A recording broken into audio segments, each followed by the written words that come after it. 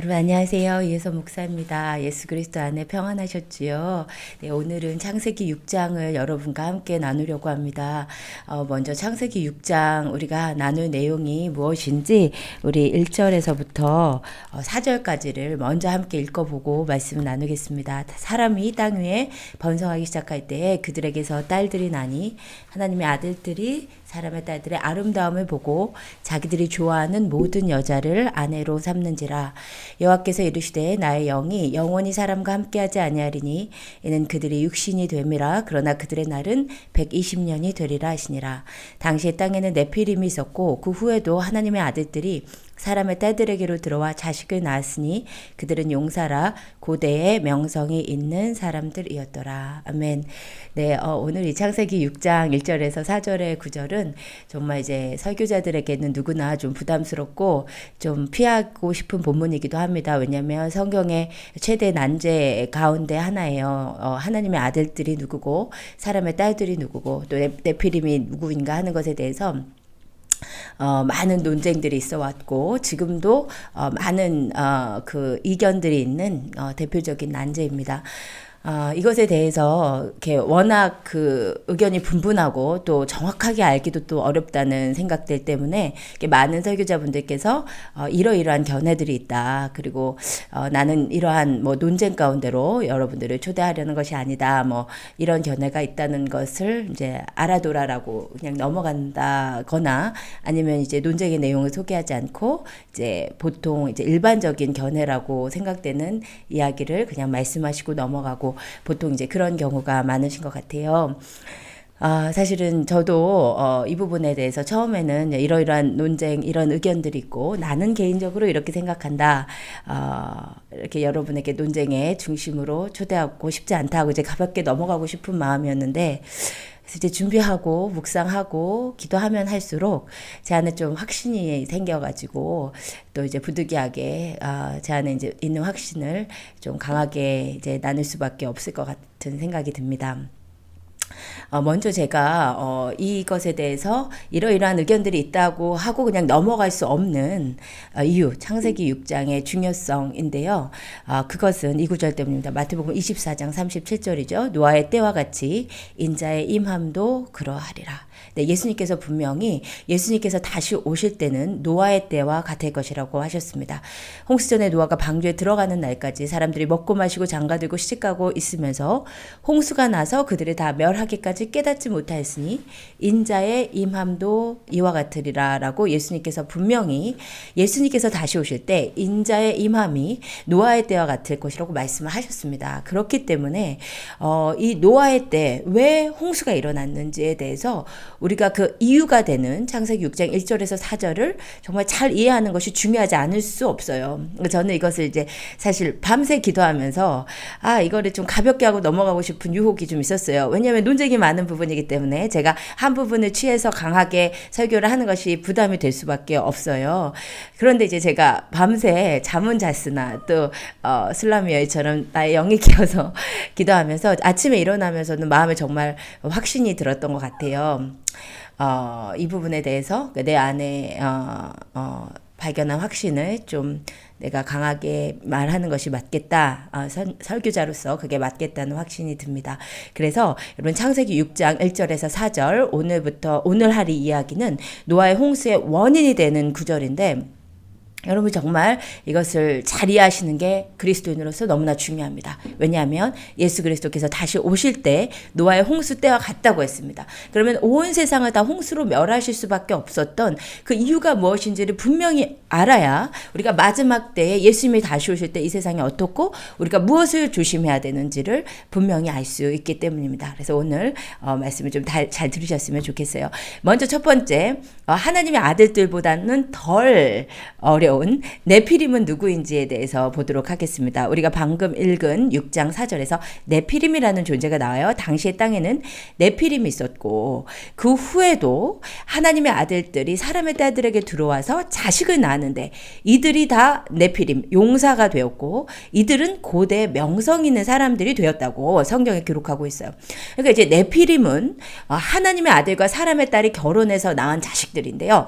이들이 유명하고 힘이 셌던 거예요. 그래서 고대 용사들이 되었고 명성 있는 자들이었다라는 것이 성경의 기록입니다. 먼저 이제 네피림의 이름의 뜻은 떨어지다, 타락하다, 버려지다라는 나파르에서 파생을 해서 타락한 자, 떨어진 자, 버려진 자라는 뜻이에요. 그러면 그러니까는 이 네피림은 어쨌든 일단 타락한 자라는 뜻이라는 거야.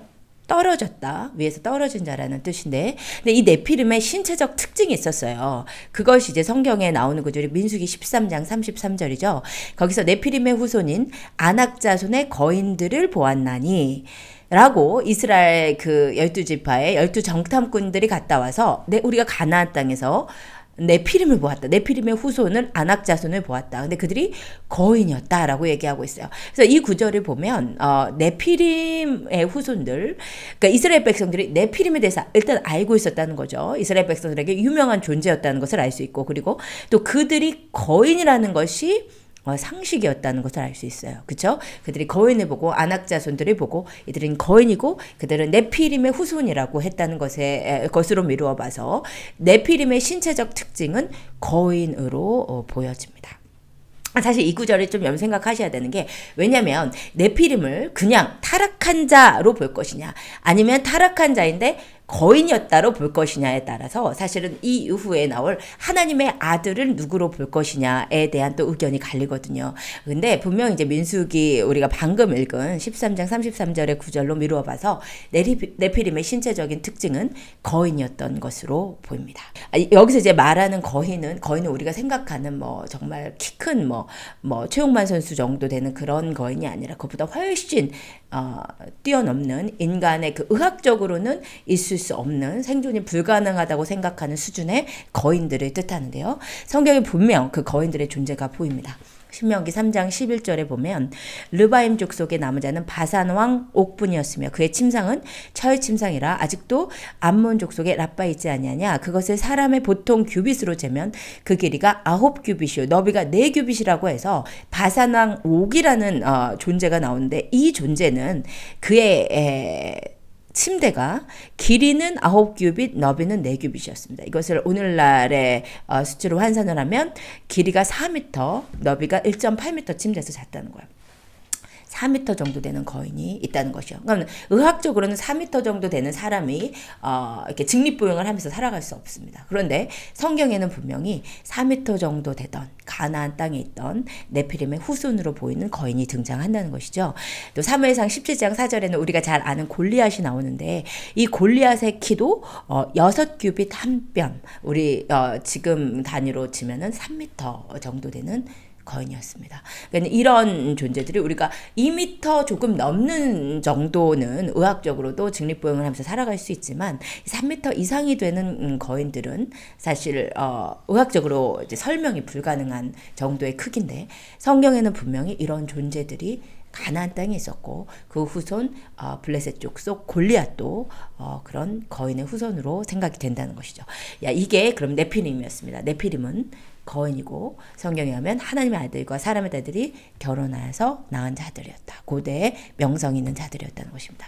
이제 그러면 이제 논쟁의 핵심, 뜨거운 감자도 같은 하나님의 아들들과 사람의 딸들이 누구이냐, 이것에 대해서 여러분 좀 집중하셔서 보셔야 됩니다. 먼저 다시 한번 오늘의 그 문제 구절을 읽어볼게요. 사람이 땅 위에 번성하기 시작할 때에 그들에게서 딸들이 나니 하나님의 아들들이 사람의 딸들의 아름다움을 보고 자기들이 좋아하는 모든 여자를 아내로 삼는지라. 성경에 하나님의 아들들이 갑자기 등장을 하고 그 하나님의 아들들이 사람의 딸들과 결혼해서 자식을 낳았는데 그것이 네피림이라고 이야기를 하고 있는 것이죠. 그러면 이 하나님의 아들들은 누구인가? 먼저 대표적인 이제 3가지의 견해를 제가 말씀을 드리겠습니다. 첫 번째는 하나님의 아들들은 당시에 권세자들이라는 견해예요. 무슨 말이냐면 많은 각 나라마다 내려오는 전통적 문서들에 보면 그 힘이 센 자들, 권세자들을 일컬어 신들의 아들들이라고 부르고 있는 문헌들이 많이 있어요. 그래서 성경에 나오는 하나님의 아들들도 그렇게 권세자들을 뜻하는 것이 아닐까. 그들이 사람 중에서 특출나고 힘이 셌기 때문에 신의 자식들처럼 보였기 때문에 하나님의 아들들이라고 부르지 않았을까라고 하는 견해입니다. 근데 이 견해의 문제점은 뭐냐면 권세자들을 하나님의 아들들이라고 해석하는 것은 아까 말씀드린 어떤 그 사회학적인 해석의 방법이에요. 이거 사회학적이고 문화학적인 해석이라고 보아야지 이것을 성경에서 하나님의 아들들을 권세자들이라고 해석할 아무런 근거가 없습니다. 그래서 이것은 성경적 맥락에서 해석이라기보다는 사회문화적인 해석이라고 보아야 합니다. 그래서 이 견해는 우리가 그냥 쉽게 뛰어넘어도 되겠습니다. 두 번째, 하나님의 아들들은 창세기 5장에 있는 거룩한 셋의 계보이다. 왜냐하면 우리가 보았죠. 우리가 이제 창세기를 계속 해오면서 창세기 3장에서 창세기 3장 에서 타락이 일어나고 창세기 4장 후반부에 우리가 가인 계열을 이야기하면서 가인 계열은 하나님을 떠나서 자기 멋대로 자기가 입신양명하면서 살았던 자들이라고 했죠. 이 세상 사람들. 그래서 그들을 사람의 딸들이 바로 이 가인 계열이고, 그리고 이 창세기 5장에 나왔던 그 셋의 후손들, 하나님을 섬기고 하나님의 이름을 불렀던 이들이 바로 거룩한 하나님의 자손들이기 때문에 바로 이 창세기 5장에 있는 거룩한 셋의 계보가 하나님의 아들들이다. 그리고 그들과 결혼한 사람의 아들들은 창세기 4장에 가인의 계보라고 주장을 하는 것입니다. 이러한 주장은 제가 이제 미리 말씀드리는데 다수의 견해입니다. 그러니까 일반적으로 우리가 대부분의 설교자들에게 한 90%, 95% 정도 되는 이제 설교자들에게서 들을 수 있는 견해예요. 이 견해가 왜 다수적인 견해냐면 이 견해는 이제 칼빈이 수용한 견해이기 때문이고 그 이전에 이제 칼빈이 많이 영향을 받았던 그 어거스틴의 견해입니다. 그리고 이제 제7 안식교에서도 이 견해를 따르고 있죠. 근데 이 견해가 이제 처음 주장된 사람이 켈수스와 율리아누스인데 이에 대해서는 나중에 조금 더 말씀을 드리겠습니다. 저도 사실은 제가 8년 전에 이 창세기 6장을 설교하면서 이렇게 설교를 했었어요. 그때도 제가 100% 확신을 갖지는 않았지만 제가 이 외의 견해를 수용하기 약간 부담이 됐었고 그때 당시에는 좀 확신이 부족했던 것 같아요. 그래서 아무래도 좀 안전하고 대부분의 사람들이 동의한다고 생각되는 이 견해를 제가 설교를 했어요. 그러면서도 좀 찝찝해하면서 설교를 했어요. 사실 이렇게 설교하면은 좀 은혜롭기는 해요. 왜냐하면 창세기 5장에 그 하나님의 사람들이 그 창세기 4장에 세상 사람들과 섞임으로 인해서 이 세상에 등불이 되어야 될 하나님의 백성들이 그 순수성을 상실하고 타락함으로 말미암아 이 세상에 심판이 왔다. 그래서 이 마지막 때 하나님의 소망은 우리들이다. 우리들도 이 세상과 섞이지 않고 우리가 순결을 지켜야 된다라고 설교를 할 수 있기 때문에 제가 그렇게 설교를 했었습니다. 근데 이 견해는 제가 이제 나중에 솔직히 이제 다시 묵상을 하면서 도저히 넘어갈 수 없는 문제점이 있었어요. 그것은 뭐냐면 경건한 자손인 그 셋의 후손과 불경건한 자손인 가인의 계열이 결혼을 했을 때 거인이 나왔다는 것을 설명할 수 있는가? 만약에 네피림이 거인이 아니라고, 거인이라고 생각하지 맙시다. 그냥 떨어진 자들, 타락한 자들이라고 생각합시다 라고 한다고 해도 그 견해를 수용해서 100번 양보하더라도 분명히 성경은 하나님의 아들들과 사람의 딸들이 결혼했는데 그들이 다 고대에 명성 있고 힘 있는 자들이라고 했어요. 그들이 힘이 있어서 고대에 명성을 얻고 국가를 건설하는 자들이 되었다는 거예요. 그렇다면 그들이 서로 신체적으로 특출난 그 거인이 아니었다고 할지라도 경건한 자손과 불경건한 자손이 결혼을 했는데 그 후예들이 모두 특별한 힘을 가진 용사가 될 수 있는가? 이것은 정말 넘어가기 힘든 문제점이었어요. 그래서 제가 이 부분에서 브레이크를 걸리고 다시 공부를 할 수밖에 없었습니다. 두 번째 문제가 있습니다. 두 번째 문제는 어떤 문제냐면 이게 하나님의 아들들이 거룩한 후손으로 해석을 했는데 이것이 얼핏 보면 맞아요. 왜냐면 우리가 많이 아는 유명한 구절들에서 하나님의 아들을 하나님의 거룩한 백성들, 크리스천들, 우리라고 부르기 때문이죠. 우리 대표적인 구절이 로마서 8장 14절. 무릇 하나님의 영으로 인도함을 받는 사람은 곧 하나님의 아들이라. 그렇죠? 로마서 8장 19절. 피조물이 고대하는 바는 하나님의 아들들이 나타나는 것이니. 예, 갈라디아서 3장 26절. 너희가 다 믿음으로 말미암아 그리스도 예수 안에서 하나님의 아들이 되었으니. 성경이 분명히 이렇게 이야기하고 있죠. 마태복음 5장 9절. 화평하게 하는 자는 복이 있나니 그들이 하나님의 아들이라 일컬음을 받을 것이며. 히브리서 1장 5절. 하나님께서 어느 때 천사 중 누구에게 내가 내 아들이라 오늘날 내가 너를 낳았다 하셨으며 또다시 나는 그에게 아버지가 되고 그는 내게 아들이 되리라 하셨느냐. 어떤 천사들에게 그렇게 얘기하지 않았다. 그러나 갈라디아서 3장 26절처럼 우리가 믿음으로 말미암아 예수 안에서 하나님의 아들이 되었다. 신약이 계속해서 우리에게 증거하는 것은 우리가 하나님의 자녀이고 우리가 하나님의 아들이라는 것이죠. 분명한 것이죠. 그렇기 때문에 우리가 여기서 하나님의 아들을 거룩한 자손들, 믿음의 자손들, 우리 크리스천으로 해석할 수 있어 보이는 것입니다. 근데 문제는 뭐냐면요. 우리가 방금 제가 인용한 이 구절들은 모두 신약에서 나오는 하나님의 아들들은 분명히 거룩한 하나님의 백성들이 맞아요. 그런데 이제 문제는 구약에서 하나님의 아들이라고 했을 때는 한 번도 구원받은 하나님의 백성들을 하나님의 아들이라고 부르지 않습니다. 구원받은 하나님의 백성들이 하나님의 아들이라고 부르게 된 것은 예수 그리스도 안에서요. 아까 갈라디아서 3장처럼. 그래서 예수 그리스도 안에서 우리가 구원받고 거룩함을 입는 신약에서부터 우리를 하나님의 아들이라고 부릅니다. 그러면 구약에서 하나님의 아들들은 누구라고 부르냐? 구약에서 하나님의 아들들이 약 5차례 정도 등장을 해요. 그런데 이 부분을 보면 먼저 욥기에 대부분 등장하는데 욥기 1장 6절. 하루는 하나님의 아들들이 와서 여호와 앞에 섰고 사탄도 그들 가운데 온지라. 우리가 잘 알다시피 욥기 1장 6절은 하늘의 천상회의의 장면인데 여기에 하나님이 계시고 거기에 사탄이 온단 말이에요. 그리고 하나님의 아들들이 와 있었다. 이 하나님의 아들들을 구원받은 백성으로 볼 여지가 많이 적지요. 그리고 욥기 2장 1절에서도 마찬가지 장면이죠. 또 하늘 그 회의의 장면인데 또 하루는 하나님의 아들들이 와서 여호와 앞에 서고 사탄도 그들 가운데 왔다. 여기에서도 구원받은 하나님의 백성들이 왔고 사탄이 왔다. 이렇게 볼 여지가 너무나 부족합니다. 그런데 욥기 38장 7절에서는 분명하게 보이죠. 그때 새벽별들이 기뻐 노래하며 하나님의 아들들이 다 기뻐 소리를 질렀느니라. 이 욥기 38장은 어떤 구절이냐면 하나님께서 천지를 창조하실 때의 모습을 하나님께서 직접 말씀하신 구절이에요. 천지가 창조될 때 하나님의 아들들이 기뻐 소리를 질렀는데 이들이 구원받은 하나님의 백성일까?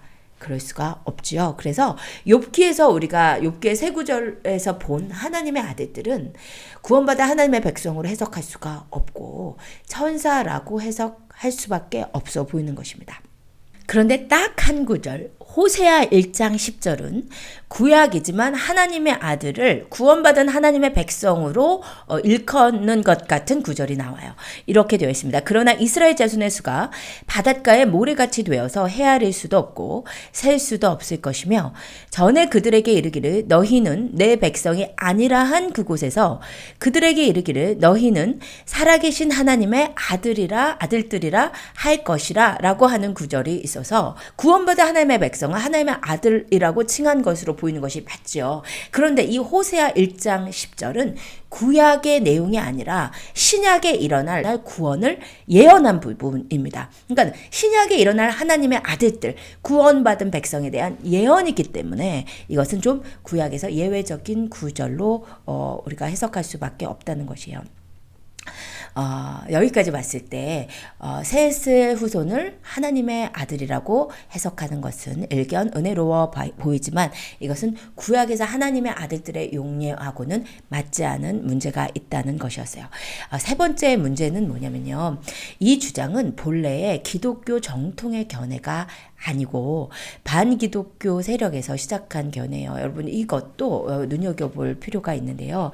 아까 전에 제가 이 견해를 처음으로 시작한 사람들이 이제 켈수스와 율리아누스라고 이야기를 하고 그것을 이제 뒤에 설명한다고 했는데요. 먼저 이제 켈수스는 이제 그리스의 철학자입니다.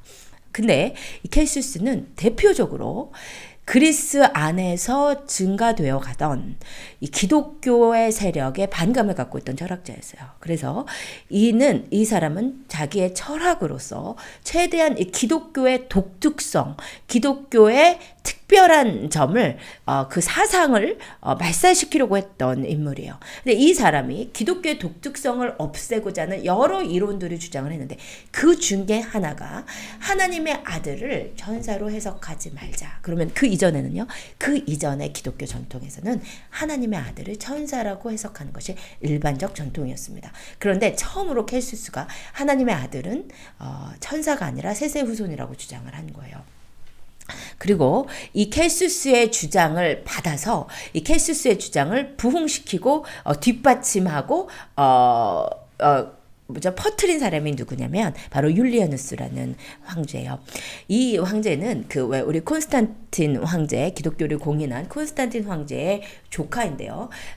근데 이 왕은 등극을 하자마자 지금 로마에서 기독교를 공인하고 친기독교적으로 가고 있는 이 국가적인 분위기를 반전시키려고 했던 대표적으로 예수를 미워한 사람이에요. 그래서 이 사람은 최후의 비기독교 로마 황제로 유명한 사람이고, 그래서 이 황제를 기독교에서는 배교자 율리아누스라고 부릅니다. 왜냐하면 이제 황제로 등극하고 나서 이제 기독교를 말살하려는 정책을 폈기 때문에요. 이 율리아누스의 꿈은 헬레니즘을 부활시키는 것이에요. 켈수스와 마찬가지로요. 그래서 이 율리아누스가 자기가 섬기던 그가 데모신 키벨레에게 찬가를 바치면서 이렇게 했어요. 오 신들과 인간들의 어머니시여 위대한 제우스와 왕위를 공유하시는 분이시여 로마인들이 스스로에게서 불경스러운 부분을 정화할 수 있도록 해주십시오. 이게 무엇을 뜻하겠습니까? 기독교를 뜻하는 거죠. 로마인들이 불경스러운 기독교에서 깨끗게 되게 해주라는 기도를 올린 이 왕이 바로 이 켈수스가 처음으로 주장한 셋의 후손이 하나님의 자손, 하나님 천사들이 아니라 경건한 하나님의 아들들이라고 하는 이 견해를 채택을 해서 이것을 계속해서 퍼뜨린 인물입니다.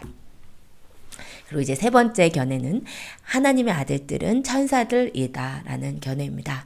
여러분이 눈치채셨겠지만 저는 이 견해가 맞다는 것으로 제 안에서 이제 결론을 내리게 된 것 같아요. 오래 걸렸어요. 그런데 이제는 여러분께 좀 확신 있게 말씀을 드릴 수 있는 것 같습니다. 근데 이 하나님의 아들들은 천사들이라는 견해를 여러분이 정말 오해하시면 안 되는 게 많은 성도님들이 이것은 이단들이 취하는 견해라고 생각을 해요. 제가 왜 그러나 알아봤더니 이 하나님의 아들들을 천사들이라고 주장하는 대표적인 세력이 여호와의 증인이더라고요. 근데 여러분 이단에서 어떤 견해를 취한다고 해서 그것이 전부 다 잘못된 것은 아닙니다. 그러니까 이단은 정말 한자 그대로 1부터 9까지 맞다가 마지막 10에서 결론에서 끝이 다른 게 이단이죠.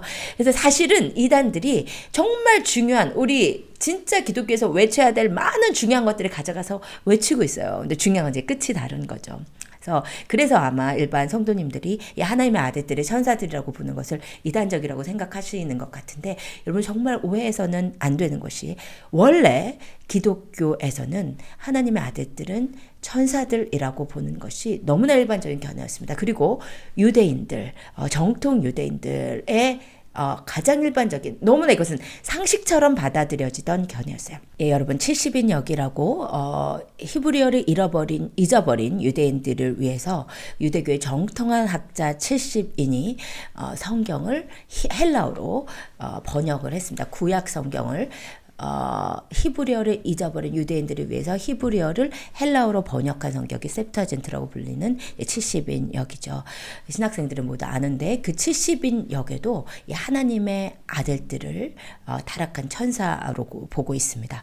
뿐만 아니라 그러니까 그 정통 유대인들, 그 유대교의 학자들은 아주 전통적으로 하나님의 아들들은 천사들이라고 했습니다. 여러분 잘 아시는 요세푸스, 필로, 저스틴 마터, 암브로스, 아레니우스, 클레멘트, 오리겐, 터툴리안, 루터, 델리치, 폰라드, A.W. 핑크, 메르 F. 릭 엉거, 매튜 헨리, 그리고 마틴 로이드 존스, 척 스미스 이런 많은 유명한 현대 신학자들도 이 견해를 따르고 있기 때문에 여러분이 교회에서 들으시는 설교가 우리 목사님은 그렇게 얘기 안 했는데요. 이단 아니에요. 이렇게 생각을 안 하셨으면 좋겠는 것입니다. 예.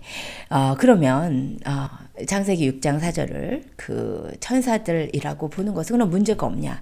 분명히 문제가 있습니다. 대표적인 두 가지 문제가 있어요. 하나는 뭐냐면 천사가 내려와서 사람과 결혼할 수 있는가라는 부분인데요. 우리가 성경에 천사가 등장을 하고 그리고 그 천사는 하늘에만 있지 않고 하나님의 심부름을 할 때마다 사람들에게 내려온 부분은 우리가 많이 봅니다. 그죠? 대표적으로 여호수아가 가나안 징벌을 하러 떠나는데 하나님의 군대가 그쵸?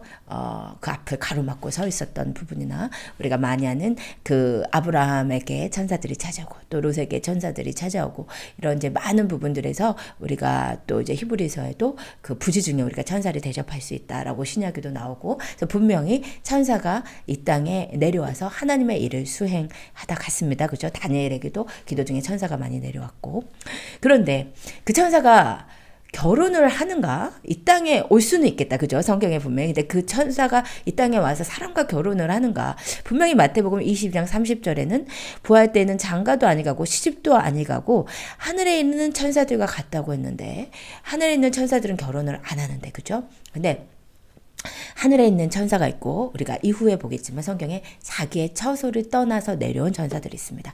천사가 하나님의 심부름을 하러 이 땅에 올 때가 있지만 하나님이 심부름을 시킨 것이 아니라 본인이 본인의 처소를 박차고 떠나서 내려온 하늘에 있지 않은 천사들이 있어요. 그들을 우리는 타락한 자들 바로 사탄이라고 부르는 거죠.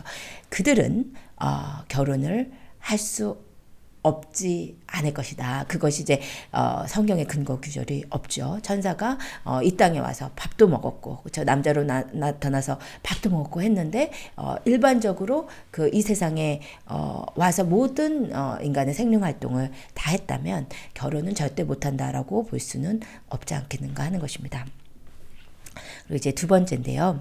타락한 천사가 여자와 결혼한 것이 홍수 심판의 이유라면 잘못은 타락한 천사가 했는데 왜 심판은 사람이 받았는가? 이것이 이제 제가 생각했던 문제점이에요. 이것을 놓고 저는 굉장히 고민을 많이 했습니다. 첫 번째 문제점은 저는 쉽게 넘어갔어요. 타락한 천사는 모든 생리 활동이 가능했기 때문에 결혼도 가능할 것이다. 저는 이 부분은 크게 어렵지 않았는데 이제 두 번째는 좀 저한테는 어려움이 왔어요. 하나님께서 온 세상을 다 심판하셨는데 사람을 다 심판하셨는데 타락한 천사들이 와서 막 무자비하게 그죠? 여자가 자고 있는데 막 와가지고 막 강간을 하고 결혼 다 했단 말이에요. 그런 이제 설화들이 있어요. 신화들이 있고 근데 서양에 그런데 그랬는데 왜 사람을 다 하나님께서 없애셨을까라는 것이 문제가 저한테는 이 부분이 좀 넘어가기가 힘들었는데 제가 성경을 계속해서 보면서 이 부분에 해답을 얻게 됐고 그래서 여러분께 말씀을 좀 확신 있게 드릴 수 있는 것 같습니다.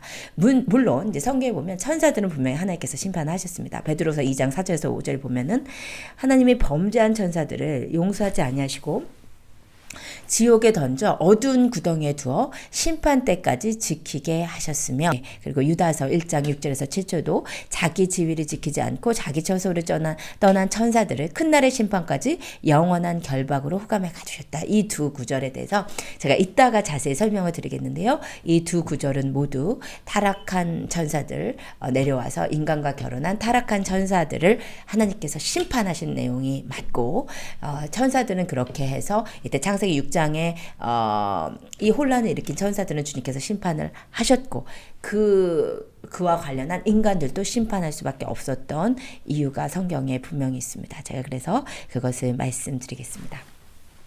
제가 이렇게 말씀을 드리면서도 마음이 좀 제가 무거운 것이 저도 이 견해를 수용하고 이 견해를 확신을 갖게 되기까지 진짜 오랜 시간이 걸렸어요. 집중적으로 제가 연구를 한 시간도 좀 길었어요. 그래서 여러분이 아마 들으시면서 아마 처음에는 믿어지지 않으실 것이고 갸우뚱하실 것이고 너무나 이해를 합니다. 저도 그랬었기 때문에. 그런데 저는 이제 다른 것을 보고 결국 확신은 얻지 못하고 제가 성경을 보면서 확신을 얻으면 그때는 확신이 생기는 것 같아요. 근데 제가 아까 말씀드린 그 유다서의 말씀과 베드로후서 2장을 읽으면서 이게 예전에는 노아 때의 사건이라고 생각을 안 했는데 노아 때의 사건이기 분명하겠구나라는 확신이 오면서 제가 쭉쭉쭉 다 풀리더라고요. 그래서 제가 이제 말씀을 드립니다. 그래서 여러분도 한번 오늘 제 설교를 들으시고 한번 성경을 좀 정말 이렇게 보셨으면 좋겠어요. 읽어보시고 기도해보시고 그러다 보면 여러분 안에도 어떤 이렇게 좀 결론이 지어지는 부분이 있으시리라고 생각이 됩니다. 그 노아의 심판이 천사와 인간의 성적 결합이라는 것에 대한 성경적인 근거가 있어요.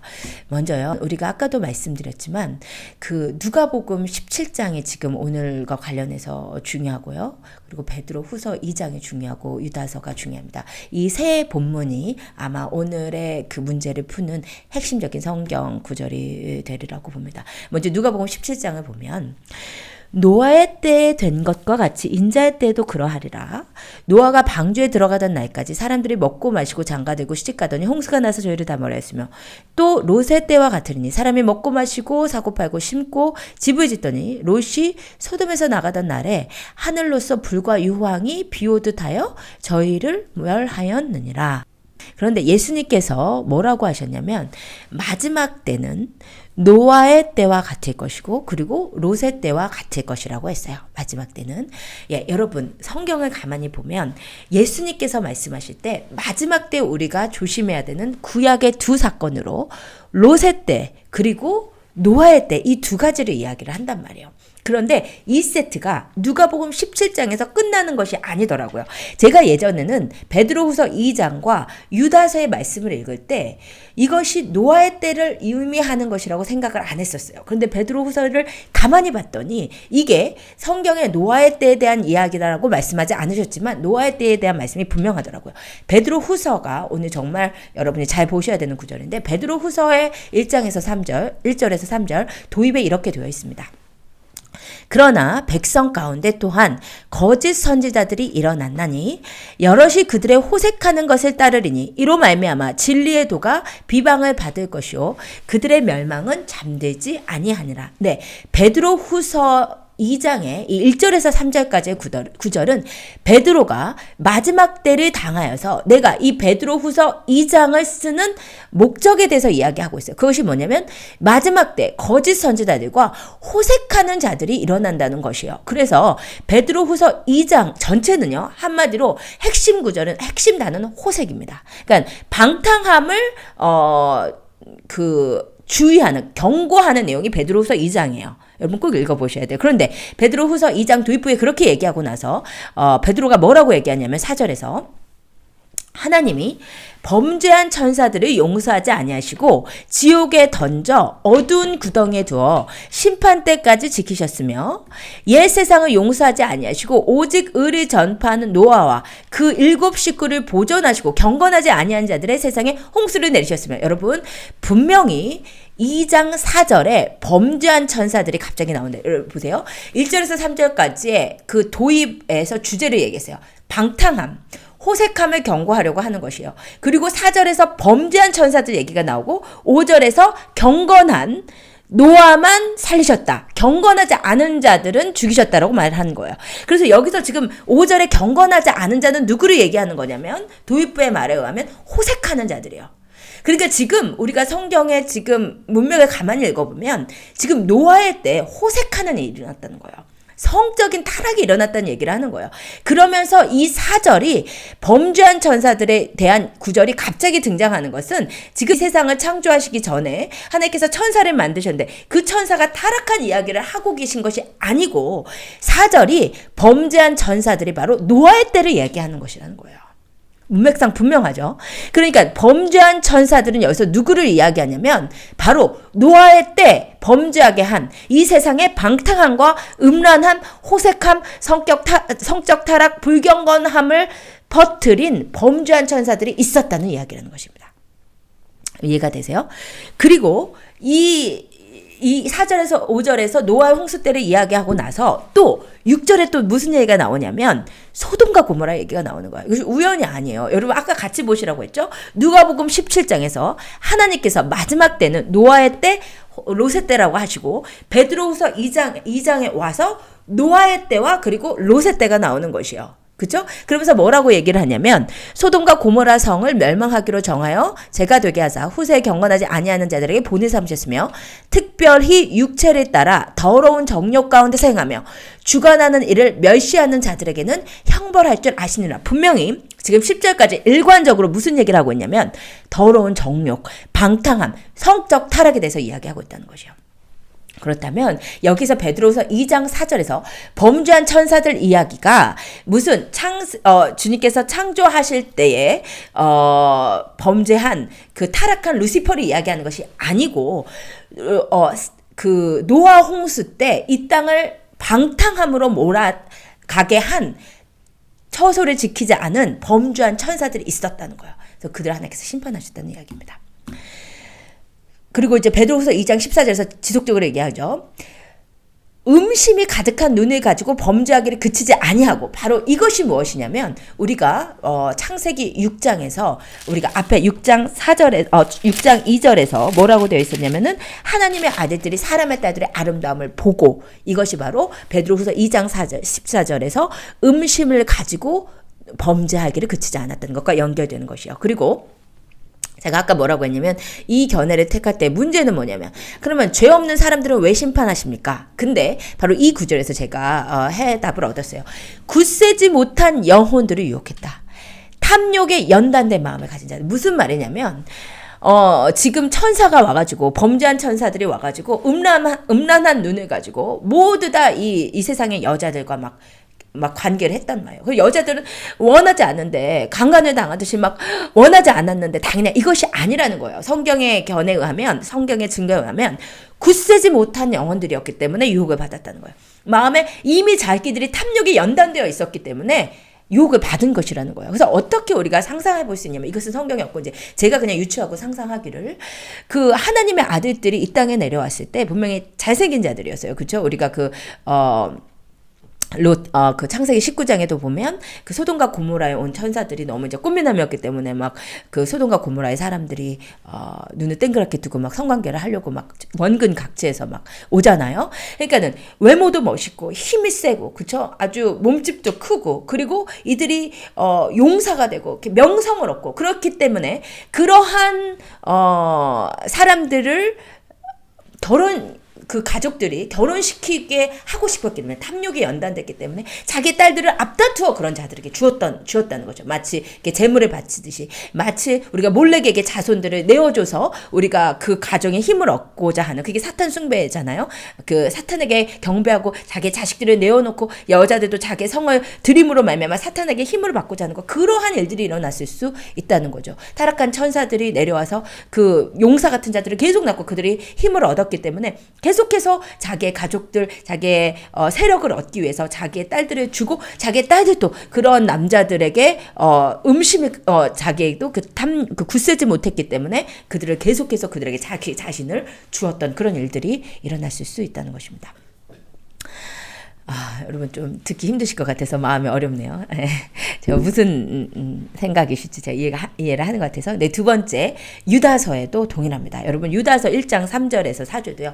유다서, 여러분 한 장짜리 책이죠. 여러분 유다서를 가만히 읽어보세요.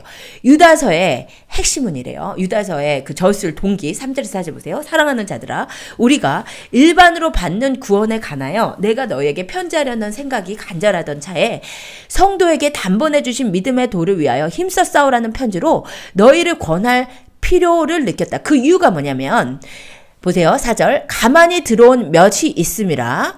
그들은 옛적부터 이 판결을 받기로 미리 기록된 자니 경건하지 아니하여 우리 하나님의 은혜를 도리어 방탕한 것으로 바꾸고. 네, 여러분 유다서의 저술 동기도 이거예요. 지금 이 마지막 때에 경건하지 않고 방탕을 쫓아가는 자들을 경고하는 거예요. 너희가 방탕을 쫓아가다가 예수 그리스도를 부인한 자들이, 그들이 지금 하나님을 믿는 너희를 유혹하고 있다는 것이에요. 여러분, 유다서의 저술 동기도 베드로후서 2장처럼 방탕함에 대한 경고입니다. 성적 타락에 대한 경고요. 그 경고를 하겠다고 도입을 하면서 베드로후서와 마찬가지로 뭐라고 하고 있냐면 또 자기 지위를 갑자기 또 타락한 천사 얘기가 나오는 거예요. 자기 지위를 지키지 아니하고 자기 처소를 떠난 천사들을 큰 날의 심판까지 영원한 결박에 흑암에 가두셨다. 여러분 보세요. 지금 방탕함을 경고하면서 또 갑자기 타락한 천사 얘기가 나오고 있는 거예요. 그러므로 이 타락한 천사는 우리가 하나님께서 이 땅을 창조하시고 사람을 만들기 전에 그 범죄한 그 루시퍼, 그 이사야 14절에 내가 가장 높은 곳에 올라가서 비기겠다라는 그때 그 타락을 이야기하는 것이 아니라는 것이요. 이 타락은 무엇이냐면 이 세상의 방탕함과 성적 타락을 갖고 온 범죄한 천사들이 있었다는 이야기예요. 그렇죠? 자기 지위를 지키지 않고 자기의 처소를 떠나서 이 땅에 내려온 자들이 있었다는 거죠. 떨어진 자들이 있었다는 거예요. 그래서 그들이 방탕함을 일으켰고, 그런데 그들이 어떻게 됐냐? 이미 영원한 결박으로 흑암에 가두셨다. 과거형이죠. 그러므로 이것은 지금 이미 가두셨다고 했는데 이 땅에는 지금 아직도 천사들의 역사가 마귀의 역사가 많이 있잖아요. 그러니까 지금 모든 타락한 천사들을 다 얘기하는 것이 아니야. 모든 그 마귀의 존재를 다 얘기하는 것이 아니라 창세기 6장에서 노아의 때에 이 땅에 방탕함을 가져온 자기 지위를 지키지 아니하고 이 땅에 내려왔던 천사들이 있고 그 천사들은 가두셨다. 이것은 period. 이것은 과거형으로 이런 일이 있었다라는 것이에요. 그리고 이어서 갑자기 또 소돔과 고모라 얘기가 나와요. 그러면 지금 우리가 아까 누가복음 17장 그리고 베드로 후서의 그 시스템을 보면, 그 스트럭처를 보면 분명히 지금 베드로 후서랑 똑같죠. 유다서 1장이 똑같아요. 범죄한 천사 사건이 나오고 노아서의 노아 시대 사건이 나오고 그 다음에 소돔과 고모라가 나왔기 때문에 이 유다서 1장에서 이 유다서 1장 6절의 내용이 노아라고 하는 단어가 안 나왔을 뿐이지 이것은 성경의 문맥과 정황상 분명히 노아의 때의 이야기예요. 그렇죠? 저는 확신 있게 얘기할 수 있는 것 같습니다. 분명히 제가 성경을 보면 그렇습니다. 그리고 7절에 소돔과 고모라 이야기가 나오고, 그리고 그 주제와 그 이야기를 하는 것은 당연히 음란함에 대한 경고고요.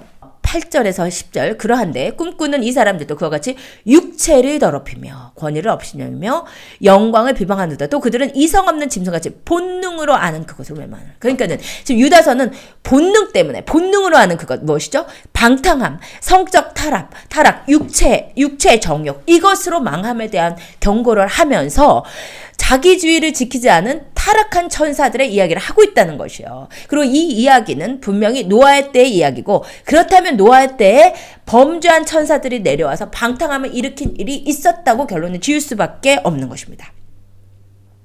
그러면서 유다서 1장 14절에 에녹 이야기가 나와요. 이게 괜히 나온 것이 아니에요. 에녹이 무엇이죠? 누구죠? 지금 노아의 홍수 전에 있었던 경건한 자손이죠. 근데 노아의 홍수 전에 있었던 이 에녹이 뭐라고 경고를 했냐면, 보라, 모든 경건하지 않은 자가 경건하지 않게 행한 모든 경건하지 않은 일과 또 경건하지 않은 죄인들이 주를 거슬려 한 모든 완악한 말로 말미암아 그들을 정죄하시리라. 그들은 정욕대로 행하는 자다. 그러니까 노아 시대의 심판의 핵심 이유는 뭐냐면 정욕 때문이었다는 거예요. 노아 시대 심판의 핵심 이유는 뭐냐면 경건하지 아니함이었다는 거예요. 그것은 무엇이냐면 육체가 더럽혀졌어요. 인간이. 근데 그 육체의 더럽힘이 뭐와 관련이 있는 것으로 분명히 보이냐면 베드로서 유다서의 말씀에 의하면 범죄한 천사, 자기 지위를 지키지 않고 타락한 천사 때문이었다는 거예요. 그리고 그것에 대해서 유다서 1장 7절에서 무슨 얘기가 나오냐면 소돔과 고모라 하면서 소돔과 고모라와 그 이웃들도 그들과 같은 행동으로 음란하며 다른 육체를 따라갔다 그랬어요. 여러분 여기서 정말 다른 육체라는 단어에 밑줄을 진짜 세 번 박박 그어야 돼요. 보세요. 지금 유다서에서 뭐라고 하고 있냐면 유다서 1장 6절에서 자기 지위를 지키지 않은 천사 얘기가 나왔어요. 그것은 지금 유다서에는 노아라는 단어가 등장하지 않았지만 분명히 노아의 때라고 말씀드렸고 7절에서 뭐라고 나왔냐면 소돔 고모라 나왔어요. 그러면서 뭐라고 하냐면 소돔과 고모라 때도 그들과 같은 행동. 여기서 그들이 누구죠? 범죄한 천사 이야기요. 그렇죠? 분명히 문맥에 유다서 1장 7절에서 이 소돔과 고모라 땅도 유다서 1장 6절에 노아의 때와 같이 다른 육체를 따라갔다는 거예요. 다른 육체를 따라갔다는 거. 인간의 육체가 있는데 다른 육체를 따라갔다는 것이 무엇일까? 그것이 창세기 6장에서 하나님께서 나의 영에 다시는 사람과 함께하지 않으니 이들은 그들이 육체가 됨이라의 그 육체와 어떻게 연관될 수 있을까라는 생각을 해볼 수밖에 없는 것입니다.